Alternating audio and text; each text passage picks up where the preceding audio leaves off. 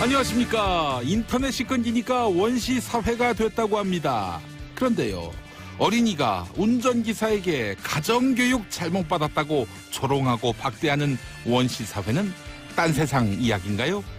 가진 재산이 없다는 이유로 아버지보다 나이가 훨씬 많은데, 네, 우리가 뭐 대단한 사회에 살고 있는 게 아닙니다. 네, 김용민의 정치쇼 김용민입니다. 자, 지금 이 시각 여러분이 가장 많이 찾아본 실시간 검색어 들여다보겠습니다. 먼저 1개월 요금 감면. KT가 KT 아현지사 화재로 발생한 통신장애로 피해를 입은 고객들에게 한 달치 요금을 감면해주겠다 이렇게 밝혔습니다. 주말이었기 망정이지 하는 생각이 들었습니다. 다음 카드 수수료. 당정이 내년부터 적용되는 카드 수수료 개편안을 발표했어요. 소상공인 우대 수수료율을 확대하기로 했습니다.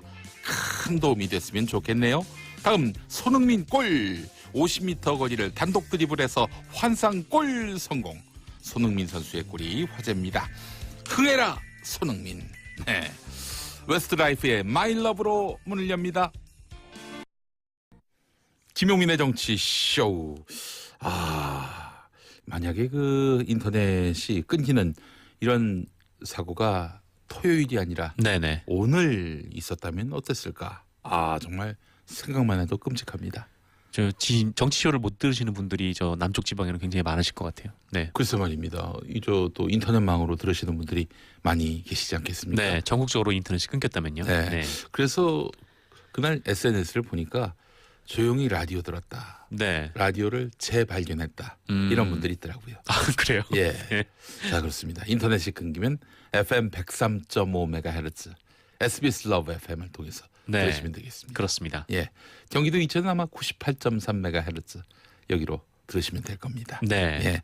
라디오를 한번 재발견해 보세요. 맨날 고릴라로만 듣지 말고. 네.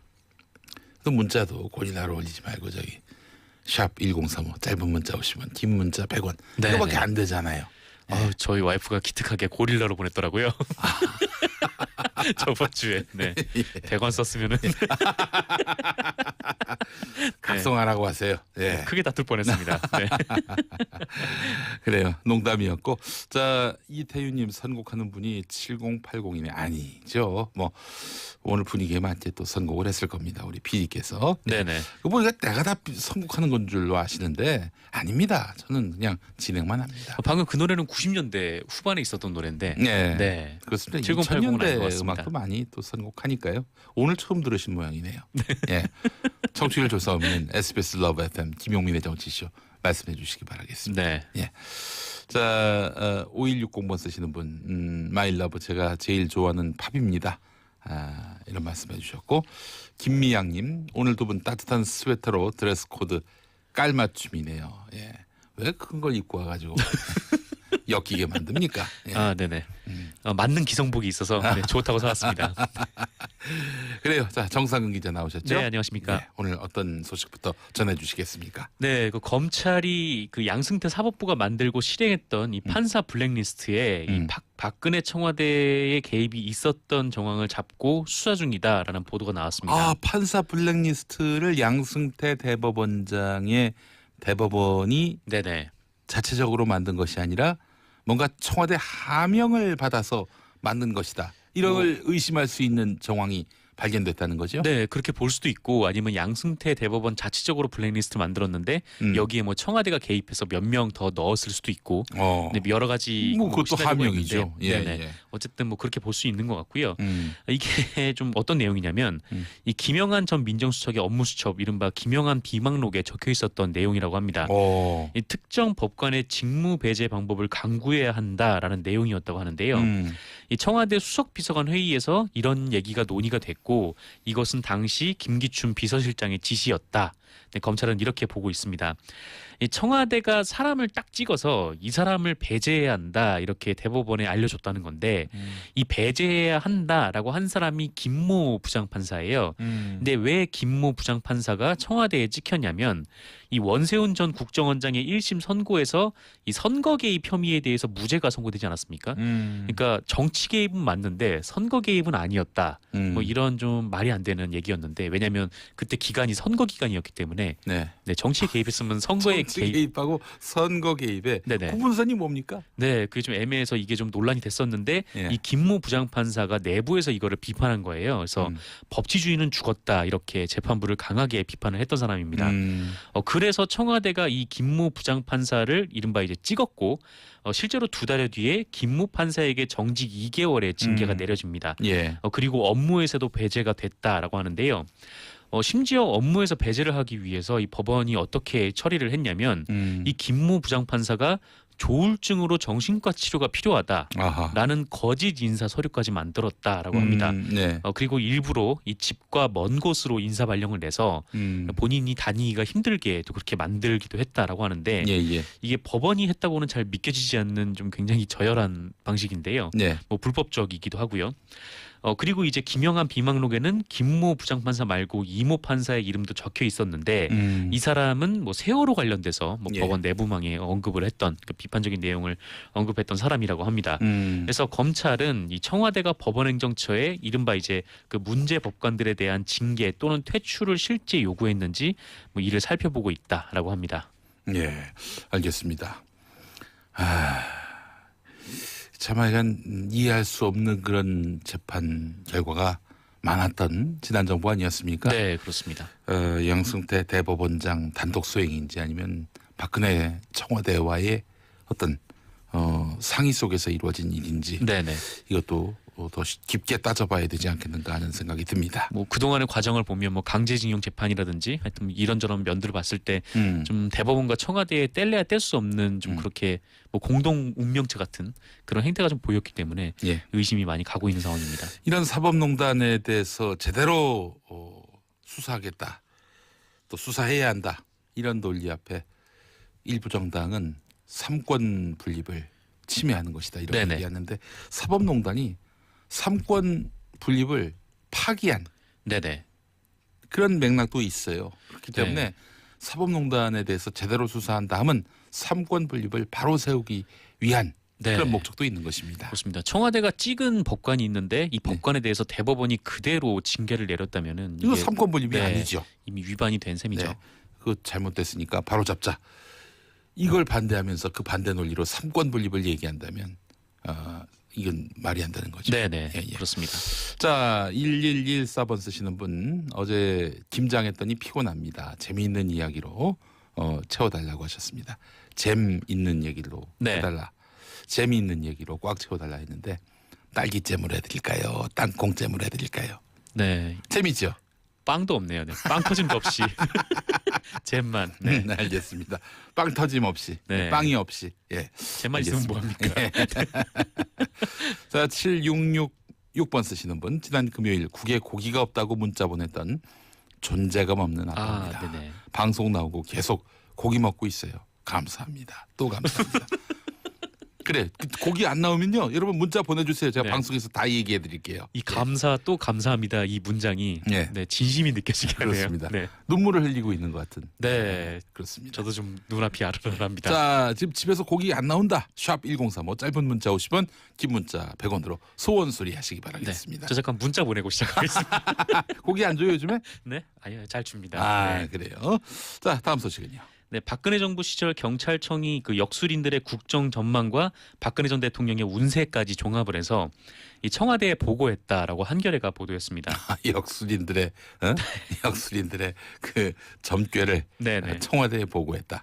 이게 좀 나쁘끄러운 내용인데요. 아, 네, 한마디로 이제 할 일 없습니다. 네. 예. 점괘를 봐서 경찰이 그 점괘를 종합을 해서 이 국정 운영의 최고 책임자에게 전달을 했다라는 건데요. 그 점괘 보고 국정 운영에 반영하시라, 참고하시라 네. 이런 차원에서 올린 거예요? 뭐 그렇지 않다면은 굳이 경찰에서 이런 문건을 만들어서 청와대에 보고를 할 이유가 전혀 없다라고 보이는데 뭘 보고했습니까? 네, 이 문건 내용은 이렇습니다. 이게 2014년 9월 1일 작성이 된 문건이고요. 예. 이 문건 제목은 역술인들의 향후 국정 전망 보고입니다. 그러니까 네. 국정 전망 보고를 네, 역술인들의 네, 그걸 받아서 예. 그래서 박근혜 전 대통령의 당선을 맞추고 세월호 참사를 예견했던 그 유명 역술인들의 국정 전망을 받아서 모은 문서로 보인다고 하는데요. 여기에 보면 그 2014년 가보년은 청마의 해라고 해서요. 이 큰 나무에 불이 붙는 격이어서 이 구군이 매우 좋거나 나쁠 수 있는 극단적 운세다. 뭐 이런 표현이 나온다고 합니다. 네, 뭐 구군이 좋거나 나쁠 수 있는 네, 하여튼 좀 두 개가 다 해당 안 되는 일이 있나라는 생각도 좀 드는데 예. 특히 그 음력 3월에는 이 백호살이라고 해서 이거를 불의의 재난이라고 하는데요.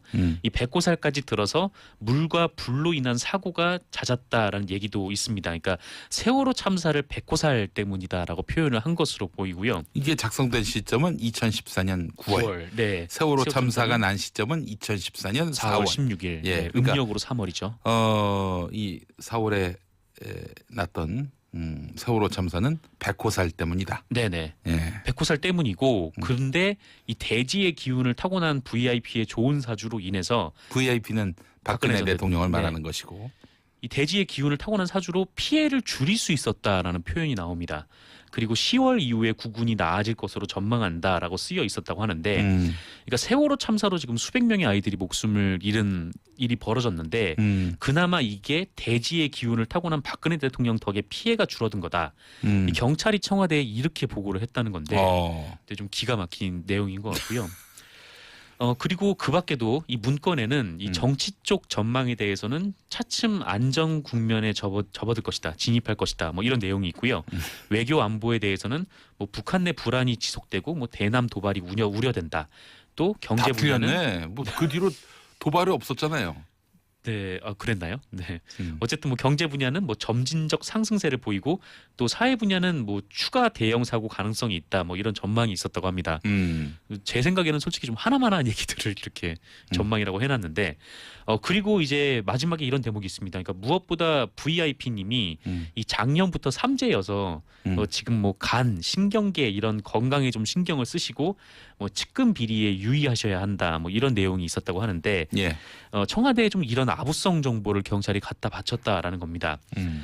근데 여기서 또 하나 어처구니 없는 일이 있는데 예. 이 문건이 발견된 곳이 경찰도 아니고 청와대도 아니고요. 뜻밖의 기무사였다라고 합니다. 기무사에도 보고된 겁니까? 보고된 건 아니고 그러니까 예. 경찰이 청와대에 점을 봐서 보고를 했는데 이 보도 내용에 따르면 기무사에서 뭐 경찰이 그런 것까지 했단 말이야라고 하면서 뭐 대통령까지 좋아하시겠네. 그거 좀 가져와봐 뭐 이런 식으로